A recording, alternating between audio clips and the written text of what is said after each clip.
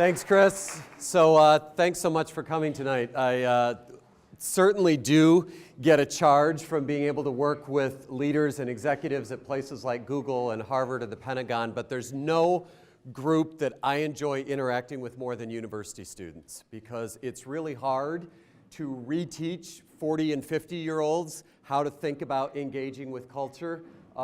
Whereas for you as a generation who already have grown up in a global age, you are well suited to be interacting in this topic. So a quick story.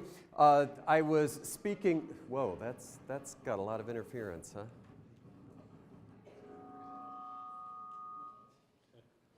Hello, is that better? So I was speaking one time. We're just trying to do a sound check right now. Wow, that's bad, isn't it? That was actually the story, to see if you were like all paying attention. Yeah, why don't I try that? So can we kill the... So is this one on? That's not a whole lot better, is it? But hello. So how about this? All right, well, we'll try this and do the best we can. So one time, now is there any sound at all? Yeah. There is. Oh, okay, we're good. So good evening. Thanks for being here. You know, as much as I get a charge from talking to people at places like Google, no. So one time I'm speaking in China, and I'm having to do so through an interpreter because my Mandarin is seriously lacking. And I had already been speaking a couple times on this particular visit there. And the woman who was translating for me, I'm starting off as, you know, we American speakers often do, by trying to tell a funny story. So I say something, and then she interprets it, and I say something else. And then, you know, what I don't know is that as she's interpreting, she's saying, so what our speaker is doing right now is he's telling a story that he thinks is funny. Then I say my next thing. He's going to expect you all to laugh in a few minutes, but I don't really think it's a very funny story. And then I say my next thing. She said, so when I cue you, please laugh very, very hard. And so then I say the punchline, they're like, ah, and I'm like, oh, wow, this is great. People have really connected. And then only later did someone say to me, like, you realize she didn't really interpret your story, right? So anyway, all that to say, here's what I'd like you to think about. Where is the furthest place you've ever been from here? Okay? So, help me out for a minute. This might be mass chaos with how full we are, but you can handle it. You're ACU students. And so if I'm standing in North America, and this is South America, up there's the North Pole, here's Europe, Africa, Asia, and Australia, New Zealand. We're going to test your geography here. I want you to move. I mean, you're going to be able to go back to your seats, but I want you to move standing to the furthest place you've ever been from Abilene. This is the north, okay? Not where you grew up, the furthest place you've ever been from right here. Here's the North Pole, there's Asia, South Pole.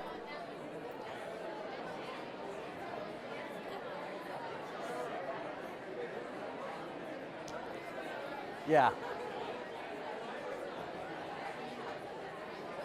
North America. You going to Europe? Where? Probably still in here. What about all you in the middle? Are you all in Africa?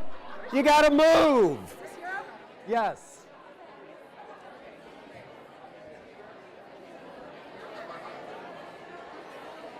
This is not an optional activity.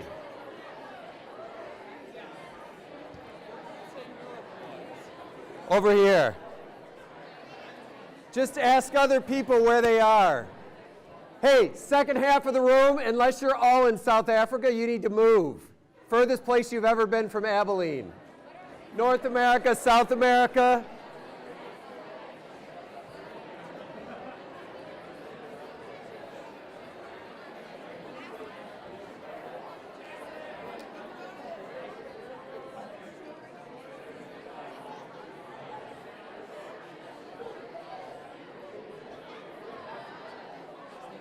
Okay, so once you've moved, just find a couple other people who are in the same part of the world as you, compare notes on where you are and why you moved there, okay?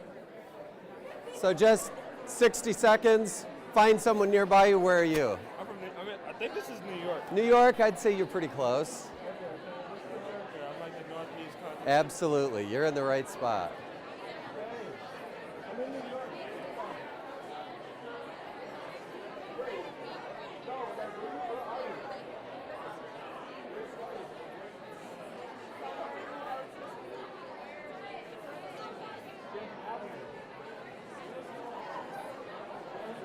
Europe is over there.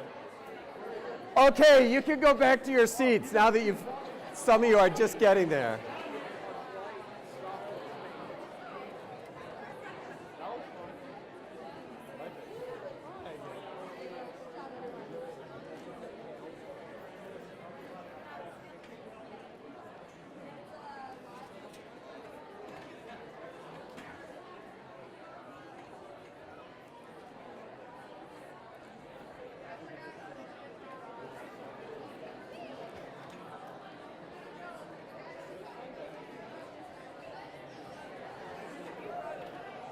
Okay, so if I can have your attention.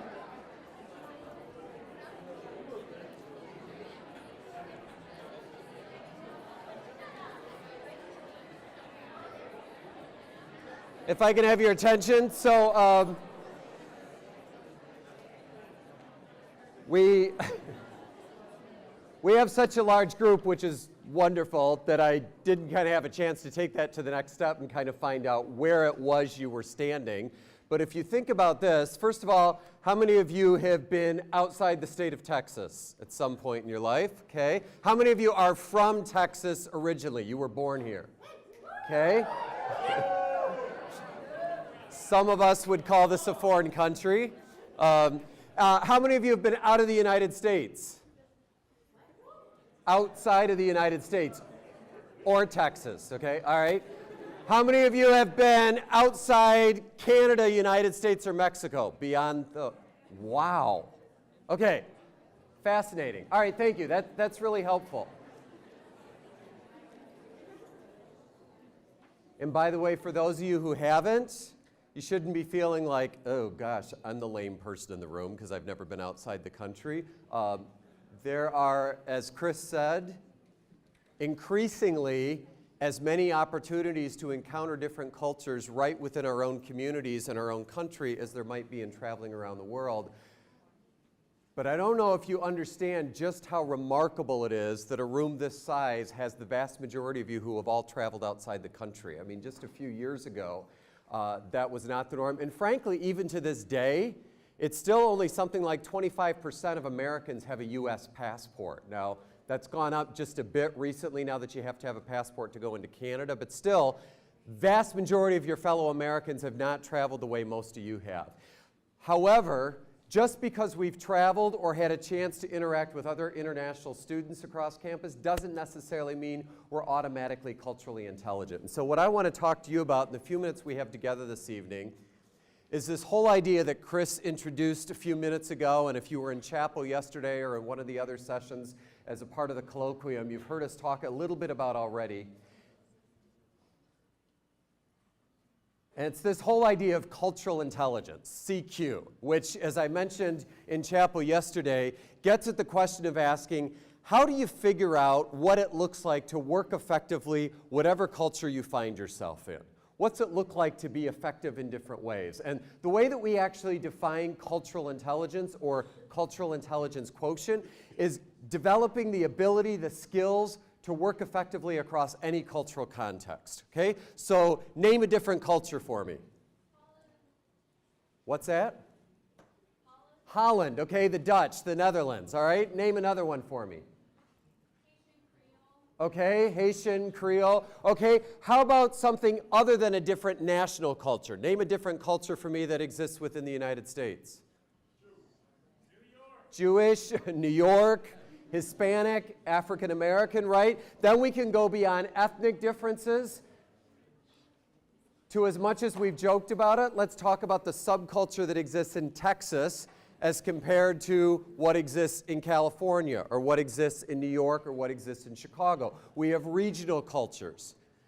There are very different cultures that exist according to age groups. I'm sure you could see different cultures across campus according to the majors that people are in or the schools that they're a part of. And so part of what we wanted to look at in studying this is to say, is there a way to help people be effective whatever different culture they find themselves in, whether that's a different ethnic culture, a different culture on another side of the world, or jumping into your first job and learning a whole new organization and kind of the insider language that happens there. Any thoughts as to what helps someone have cultural intelligence? If you were just to guess as to what is it that causes someone to be more culturally intelligent than someone else, what do you think might create cultural intelligence for someone? Okay, being exposed to diversity, certainly that can be a piece of it. What else? Okay, an openness and acceptance to difference, that different doesn't have to necessarily be weird or wrong, just a different way of doing things. Another thing. Okay, one's historical context, the context of where you've come from as well as the cultures that are there. Number of things. What we've actually found is the 4 things that you may have heard me mention yesterday that consistently emerge in people who are able to work effectively across different cultures are these 4 areas. And we've developed full inventories and assessments. You could take an assessment in cultural intelligence and find out how likely you are to be successful working in a culture that's different than your own. What I want to do in the amount of time that we have left this evening is just briefly introduce you to these areas beyond what we've done in some of the other settings and have some conversation about what that might look like. So the first thing that we found is the culturally intelligent have what we call high CQ drive. So what that means is it's a lot of this idea of acceptance. Like, to what degree are you even open and interested to understanding different cultures? To what degree do you see it as having any relevance to what you're going to do when you graduate from here? To what degree does it make any difference to you to seek out an international student on campus or somebody who comes from a different cultural background than you, and so what? Why should that matter to you as a Christian? Why should it matter to you as an athlete? Why should it matter to you in light of the career that you believe you want to pursue or the calling that God has on your life? One of the things we have to think about when we're trying to develop our own CQ drive is understanding that even for those of you who are highly motivated to think about different cultures, that's not necessarily true for every other person. So I've shared this with some of you in some of the other settings this week. This has sometimes caught me off guard because given the work that I do and the chances that I've had to live overseas and travel a lot of different places, I sometimes forget that not everyone is equally interested in different cultures as I am.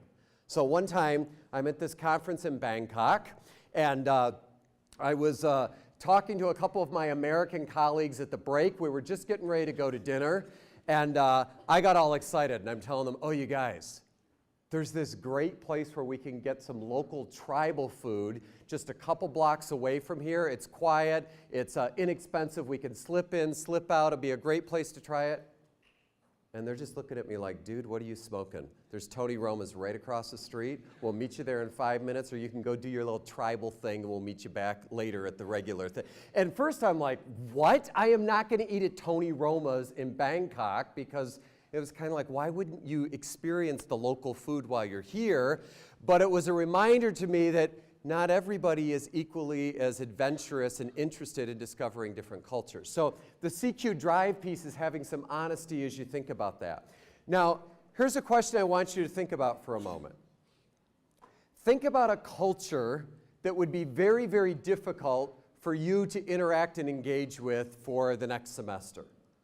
Let's imagine that somebody says to you, your roommate for the next semester is going to be from culture X. What culture could I name? Don't respond out loud. What culture could I name that would cause you to go, oh dear Jesus, this is going to be a long semester? Okay, so I want you to think about that for a moment. And what I'd like you to do is pair up with the person next to you. Tell them what culture came to mind, unless it's their culture. If it is, change it really fast, okay? And what I'm mostly interested, hang on just a second. Hang on just a minute, if I can have your attention. What I'm mostly interested in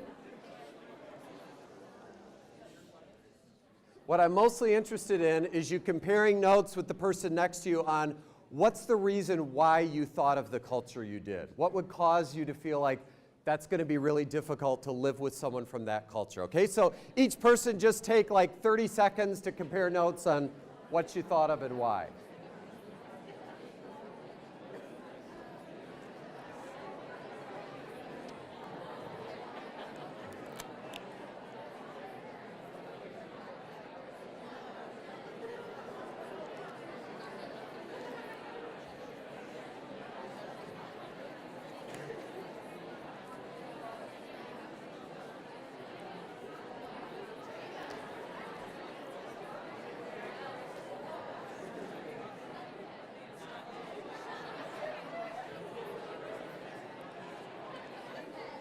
All right, if you both haven't had a chance to share, go ahead and do that. Another 60 or another 30 seconds.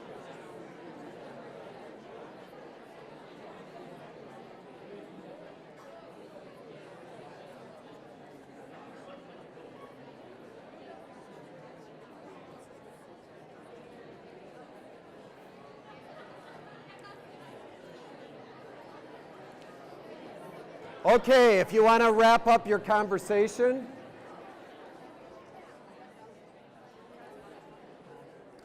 Is this loud enough? I feel like I'm yelling. Is it too loud?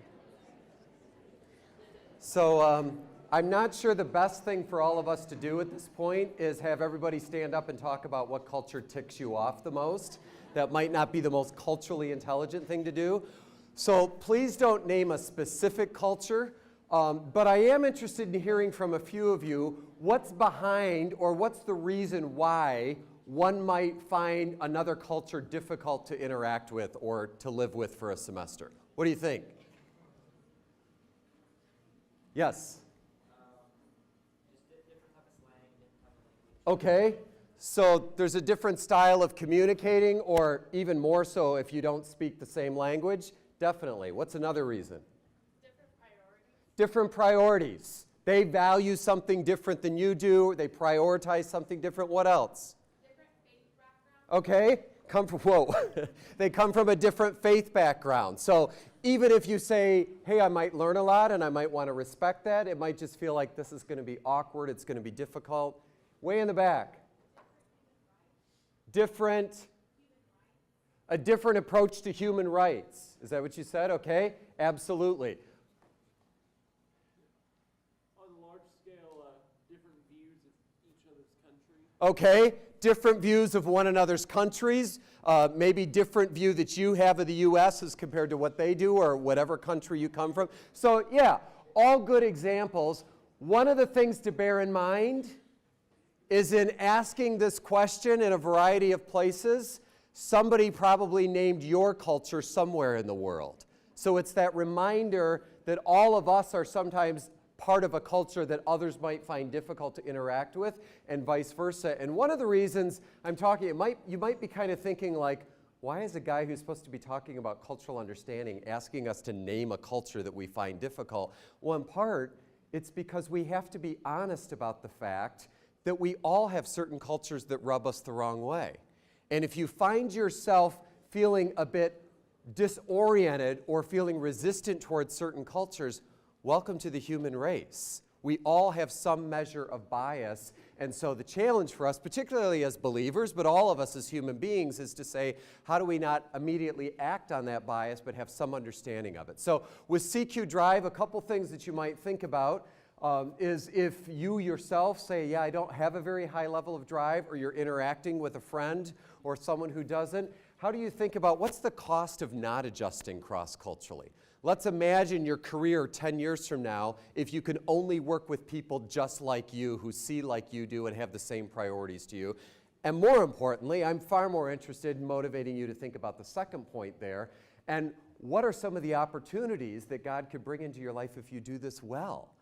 Some of you may have heard me say yesterday in chapel, we hear from companies all the time that are saying we have this shortage of talent for people who are truly culturally intelligent, that have the aptitude to really be able to work effectively across cultures.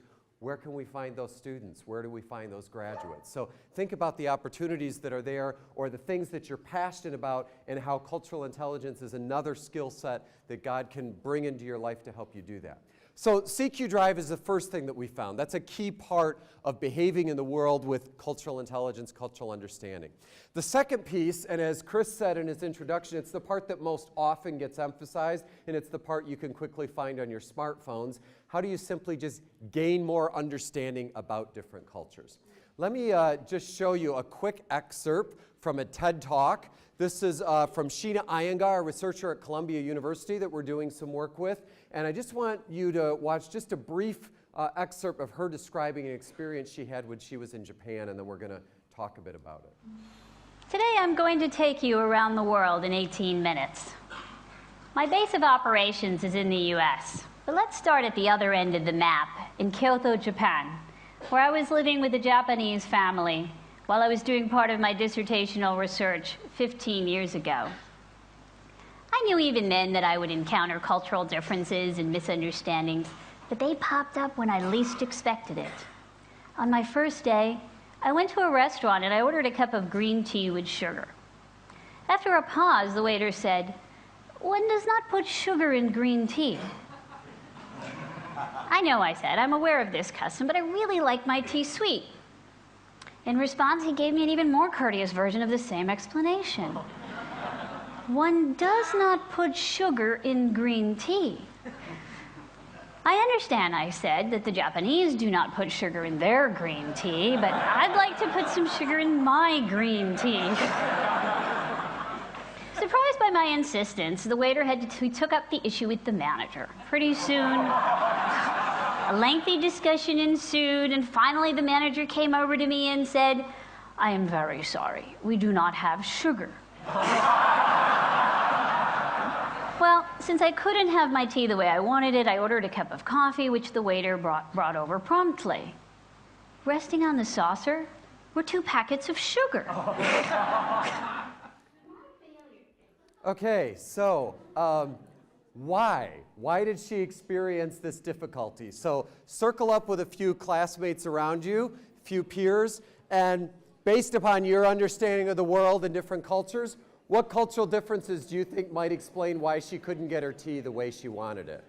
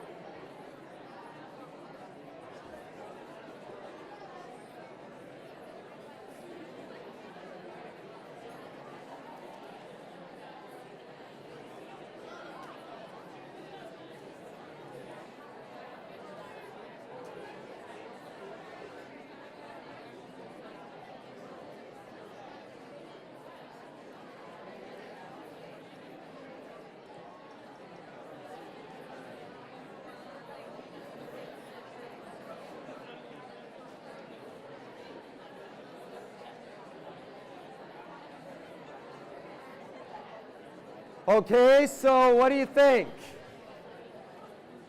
Let me hear from a few of you. What might be one explanation for why there's this miscommunication that seems to be going on between the server and Sheena in the restaurant?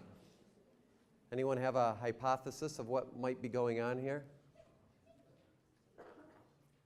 Americans have a really high belief that we should get to choose what we eat at a restaurant and have all the choices that we could possibly desire. Okay. Starbucks says happiness is in your choices. You should be able to have it the way you want. The customer is always right. So might there be something going on here where she's operating from a very North American perspective that says, I get this isn't the way you like your tea, but this is the way I want to drink my tea right now. So certainly a piece of that may well be going on. Something else that might be occurring in this interaction. Yeah. Particularly, green tea in particular is kind of important in Japan, and so they don't want to change it because they have ceremonies that they can Yeah. drink tea, and they have special china. Well, not china; it's actually cast iron, but like they have special cups and everything. And Okay, so not only are we dealing with a culture for which deviating from norms might be frowned upon, particularly the tea ceremony in Japan is a pretty big thing, and might there be something about we need to spare this ignorant gaijin from drinking her tea the way that it wasn't intended to drink. You know, in one way, for many of us, even if you're a green tea connoisseur, you might say, well, if somebody wants to drink it that way, who cares? But maybe to put it in perspective, if the coffee snobs in the room imagine somebody saying, could I have some mustard in my cappuccino, please? It'd be like, what? No, you can't have mustard. That's just wrong. Kind of speaks to the same idea of how it might feel to a Japanese person being asked to put sugar in the green tea. Anything else that you talked about that might be going on here?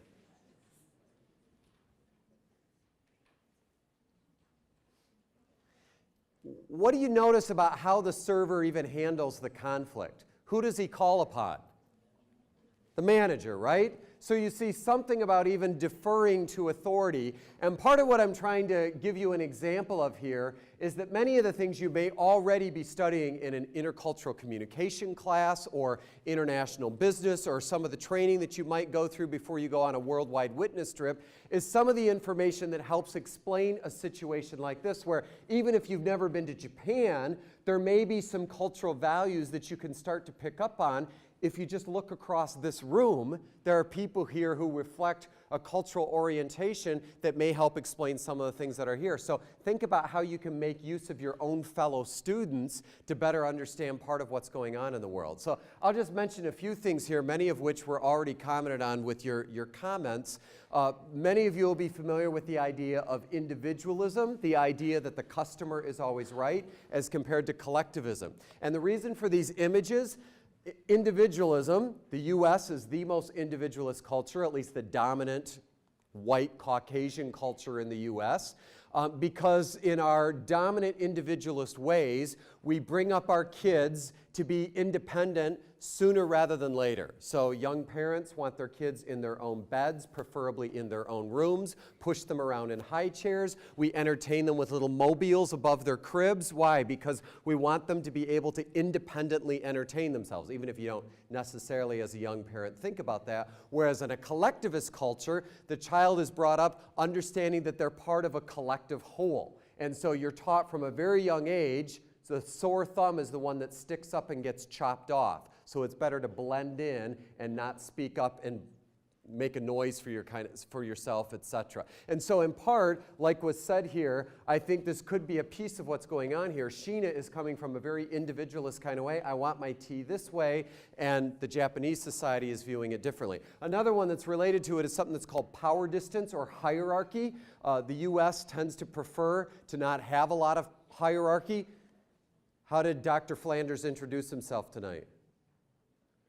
Chris, okay? That would be unheard of in an Asian university, you know, that a professor would come up. I mean, when I teach in universities in Asia, I'm generalizing here, but many times some of the students, the minute I walk in, stand up, good morning, professor. You know, then when I teach at Michigan State, oftentimes their feet are up on the table, they're eating potato chips during class. Yo, Dave, how's it going, you know? And I don't necessarily view one as more respectful or less respectful than the other, but to a high power distance culture, it's who's this young woman who's come in here asking for her tea the way she wants, and I'm not empowered as the server to figure that out, so I have to default to the manager. So one more I want to mention to you, and it's the idea of tight versus loose cultures. So Japan is a very tight culture, and you talked about this with the Japanese tea, in that it's expected that you should really follow the norms of what's going on. Now, I'm making some broad generalizations and stereotypes here. That's not true of every Japanese person or all of Japanese culture, but for the most part,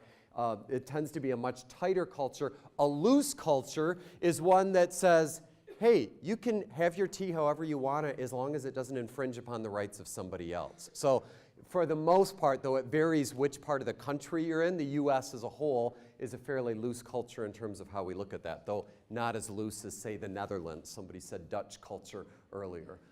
Or London, Hollywood, New York. Those would kind of be the epitome of loose culture. So all this is to say, CQ knowledge is a critical part of you demonstrating that you have cultural intelligence. It's not enough, but it is a core part of it. Do you have some basic understanding of what's going on? So one of the ways that you might think about that is when you're solving a problem, when you're reading an article that's been assigned by your professor, when you're doing your course reading, to think about how does culture influence what we're talking about here? Build some of your CQ knowledge by thinking about, okay, this is being said that this is the one right way to do this, but are there some cultural assumptions undergirding this? For those of you who are really interested in this stuff, you might want to download the free Culture GPS app that allows you to plug in the culture, 2 different countries, and compare how they are on some of these issues like individualism, collectivism that I just talked about. CQ strategy. So drive is, to what degree am I even interested and motivated in understanding and working effectively across different cultures? Knowledge, we're always growing and developing our knowledge. To what degree do you understand cultural similarities on a broad, big picture area? Strategy is, to what degree can you understand the way that Japanese versus Americans typically behave, but not end up looking like this guy?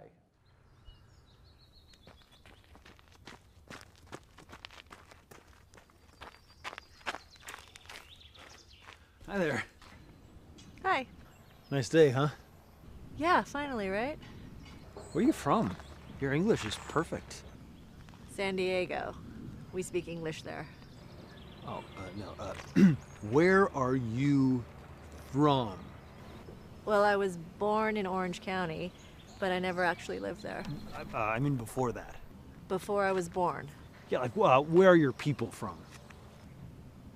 Well, my great-grandma was from Seoul. Korean. I knew it. I was like, she's either Japanese or Korean. But I was leaning more towards Korean. Amazing. Yeah. Hamshasina. There's a really good teriyaki barbecue place near my apartment. So I actually really like kimchi. Cool. What about you? Where are you from? San Francisco.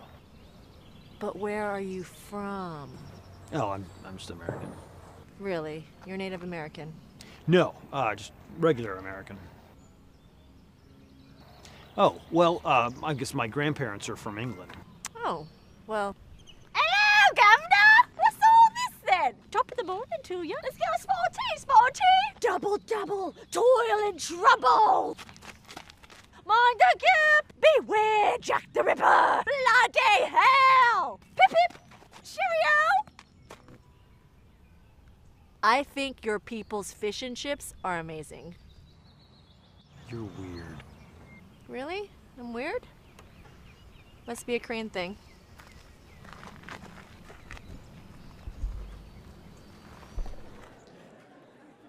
This is what it looks like if you only learn about different cultures and don't develop what we call CQ strategy. You end up stereotyping people. And this is why sometimes people will say to me, isn't it better if we don't even learn about cultural difference because you end up looking like that guy? And I recently had, because we do some work with Google, I recently had a woman when we were doing some training in Google London. This was an Irish woman who had just finished an assignment working in San Francisco Google. And she said, okay, I've been listening to this whole thing on cultural intelligence, but she said, when I went to San Francisco and I worked there, I didn't think about, I'm working with the Americans now. She's like, I just got to know people as people. Like, I think we should just kind of forget about all these cultural differences in that. And there's a piece of what she was saying that I relate to. Like, I don't want to be that guy. I was like, where are you from? You know, and you end up insulting someone worse than if you hadn't really even paid attention to their culture. On the other hand, her understanding was a bit superficial because, as some of her other Google colleagues said to her, well, it would have been interesting if you had been placed in an office in the Middle East as compared to San Francisco, and even the way that you would get to know people would be dependent upon what kinds of things are appropriate to say to them, ask them, eat together, etc.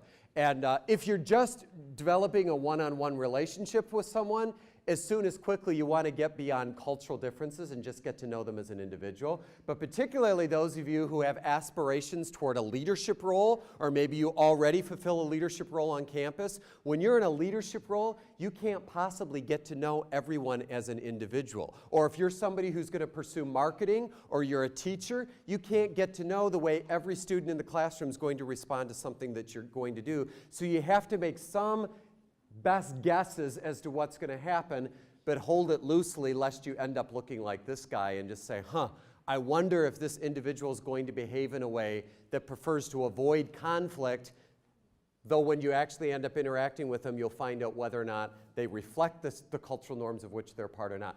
I would guess, I was saying to some of you yesterday who were in the business session that we did, I would guess that some of you who are from Texas have aspects of Texan culture that are very much like you, and other aspects of Texan culture that are not like you.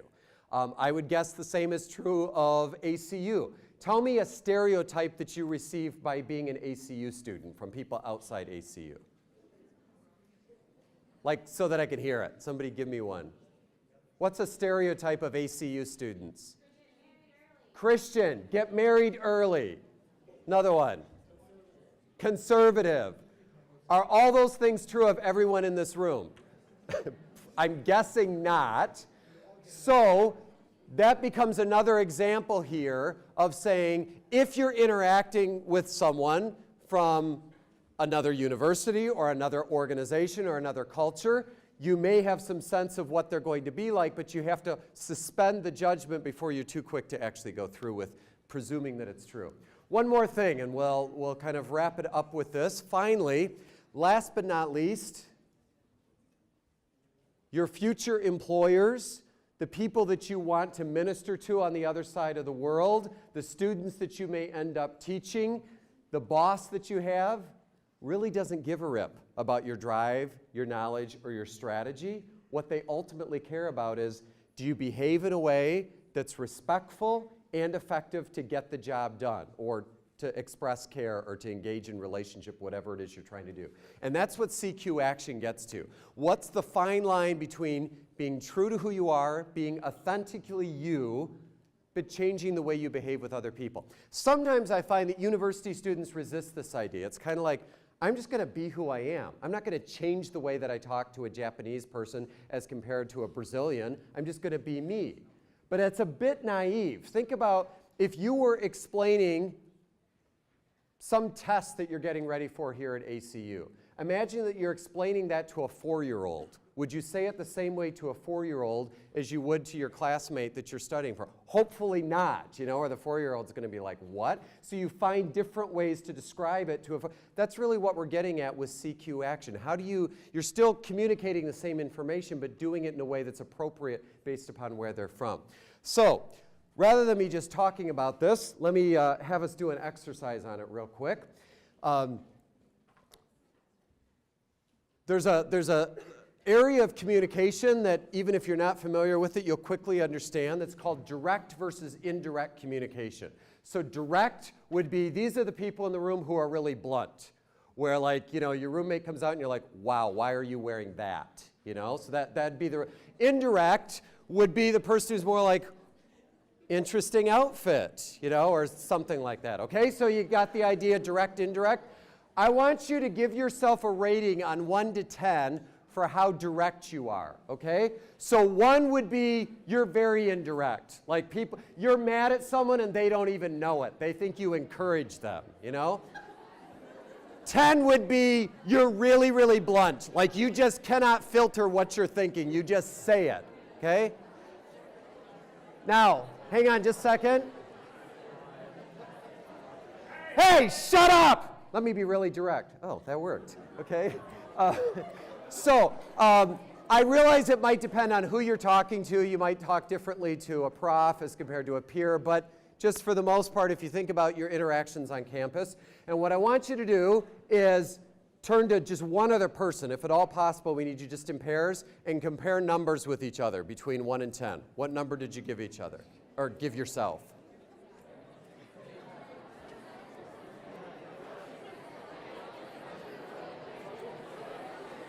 Okay? That wasn't actually the activity, okay? I just wanted you to do that. For those of you who are like, I don't know, the person who says to you, oh, you're a 7, they're the more direct one, okay? So here's what I want you to do. Person A, in the role play I'm going to give you, person A is the more direct communicator. They have the higher number from 1 to 10. Person B is the person who's more indirect. They gave themselves the lower number of the two. If you both pick the exact same number, just pick one person to be A and one person to be B. Here's what you're going to do. Person A, you're going to role play the behavior that's opposite what you prefer. Okay, so person A indirectly invites your partner to dinner tonight or tomorrow. You believe their presence is crucial to get a new grant for a fundraising project you're involved in, or you can make it up, okay? They need to be at dinner, basically, okay? Hang on. Okay, so person A, just indirectly, you're inviting them to dinner for some reason why they need to be there. Person B, you don't want to go to dinner, and you're going to tell them that directly because you have another commitment going on, a family commitment or make it up. Okay, go.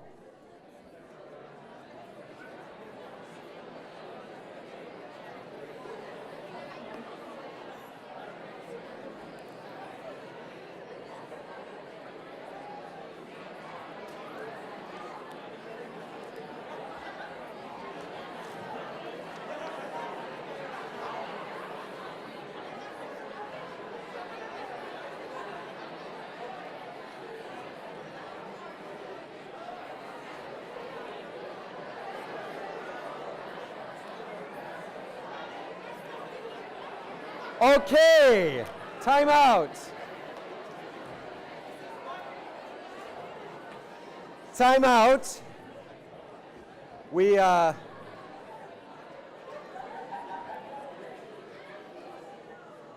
Looks like we should have invited the drama department. Some of you should be auditioning for the upcoming play. So let me hear, I know it was a cheesy joke, but that was a very direct mockery of me. So at any rate, what were some indirect strategies you or your partner used to invite the other one to dinner? Guilt trip, shame, okay, another one. Annoying begging, okay. Yes? Sugarcoating it, like saying there's a movie, whatever movie you want. Okay, trying to make it enticing, sugarcoating it, okay. Yes? Great. So you kind of went around the this is your favorite place, you have to be there. Okay, so on and on we could go. Really, guys, if you can just give me your attention for a few more minutes, we're just about done here. So I would guess that as you think about this, you're noticing it's not purely a cultural difference. It can also be personality difference. It can be gender difference. My wife and I both come from similar cultural backgrounds. I tend to be much more direct than she does, even with our girls. We have 2 teenage daughters, and we have this little annoying dog that yips all the time. And my wife's idea of telling one of my teenage daughters that our dog Teddy needs to go outside for a walk is to say, Teddy hasn't had a walk today. And I'm like, are you serious? You think a 15-year-old's going to listen to that and go, oh, okay, let me take the dog out. I'll be much more inclined to say, Emily, Grace, it's your turn. Take the dog out for a walk. I was explaining this one day to one of my Singaporean colleagues who comes from a more indirect culture, and I was just sharing the story with her, and she said, okay, I totally agree that gender and personality can be a piece of this, but she said, I don't think your illustration about your wife, Linda, really demonstrates that she's indirect. And I'm like, no, she doesn't actually tell them to take the dog out on a walk. She's like, no. An indirect way to tell your kids to take the dog on a walk would be, it's a beautiful day. Like, what? No, they need to take the dog on a walk. So you can't mention the dog or the walk, or you haven't even been indirect. So even those of us who felt we were being really indirect, we're probably still being fairly direct. And the question becomes, is the goal that we should all fully adapt to the opposite communication style of what's natural to us? Not at all. But for those of us who are really blunt and direct on the 10 side, we might need to soften that when interacting with cultures or individuals who are not quite as direct, and vice versa. Those who prefer to be much more indirect might need to come a little bit more the other direction. Let me say this to you as we kind of think about how to wrap up. What's it look like in thinking about whether or not you should adapt or not? Part of it is to come to that question of, are you dealing with a culture that is tight or loose? In a tight culture, it's going to be far more important that you adapt. In a loose culture, not as much so. And then I think it's always fair for you to say, is adapting going to compromise my relationship with Christ or ACU or whatever organization you represent? It's not that you have to do everything that a culture thinks you should do, but you're at least making that decision based upon information that's there that will allow you to behave with cultural intelligence. Let me end with this and then open it up for any questions, comments, feedback. Our research, in having looked at this now over 72 countries around the world, finds that anyone can improve their cultural intelligence. Anyone who says, yeah, I'd like to get better at this, I'd like to develop it.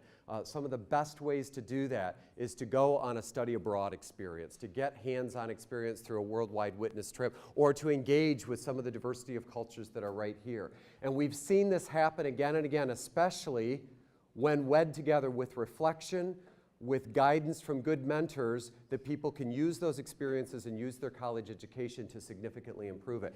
And I've watched it again and again personally as I've interacted with university students. And the way that I initially got engaged in this research was predominantly to look at study abroad students and short-term missionary participants in traveling overseas.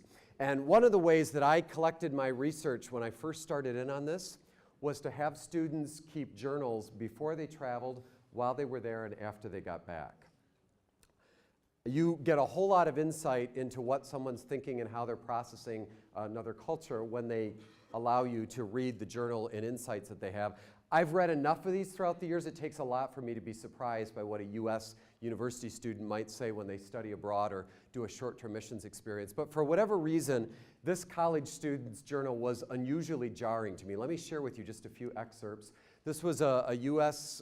Christian college student traveling to Peru, and the student writes, June 22nd, this is our first day here. The challenges began as soon as we landed last night. The airport looked like a dilapidated barn, but they wouldn't let us have but they sure took baggage security seriously. They wouldn't let us have our bags until they checked the tags. I guess they have to do that here, otherwise people would probably steal them. The italics are what I highlighted in reading through the journal. I just thought that was an interesting observation. You may have traveled to that part of the world and you may be saying, well, is that why they checked the tags? May well be. I just thought that was an interesting observation for them to make within the first few hours of being there. A couple days later, wow, the Industrial Revolution obviously skipped this place. The cool thing is everything is so cheap. Let's go shopping. June 27th, we're staying in one of the missionaries' homes for a couple days while they're away. If we weren't here, the place would probably be robbed. Thank God for those 19 and 20-year-olds keeping us all safe from the natives, right? June 29th, I taught today. They don't speak English. Kind of an interesting emphasis on whom doesn't speak what. What's wrong with those Peruvian people? So I had to use an interpreter, the college student says. July 4th, it's so weird to be here on the 4th of July. Being here makes me so thankful for our country. Why did I get the blessing of being born in America? What if, God forbid, I had been born here instead? Okay, yeah, thank you. Sheesh. Like I said, this shouldn't have been overly surprising to me because I've seen these things again and again. The problem is, it was my journal when I was a freshman in college at Calvin College. And when I found this in my basement a few years ago, I was like, oh crap, you know? I did not say these things. You know, I've gone in print critiquing other people who have these kinds of attitudes. And my first thought was to destroy the evidence, you know, put it through a paper shredder and deny it ever happened. And then as an eternal optimist, I thought, wait. Like, that's the whole point. Like, I didn't just wake up one day and go, you know what, I think I'm going to be culturally intelligent. I'm going to talk to other people about being culturally intelligent. Like, I was the epitome of the ugly American. And maybe after an hour with me, you're going, I think he still is. But hopefully, 20-some years later, I've moved a few clicks forward in the journey toward cultural intelligence. And that's the admonition I leave with you. Like, there's really no such thing as a perfect score in cultural intelligence, but what's it look like for you to use the rest of this semester to move one click forward on the journey of becoming more culturally intelligent, and a year from now to have moved a couple clicks forward? For those of you who are going to be abroad this summer, what's it look like for you to use that experience to further your own understanding of the world, what God's calling you to be a part of, and how it might be for you to be an influence on campus related to that? So thank you for your enthusiasm tonight, for allowing me to share a little bit of the work that we've done and my heartbeat for this. May God bless you as you continue your studies here and as you seek to be global Christians in the world.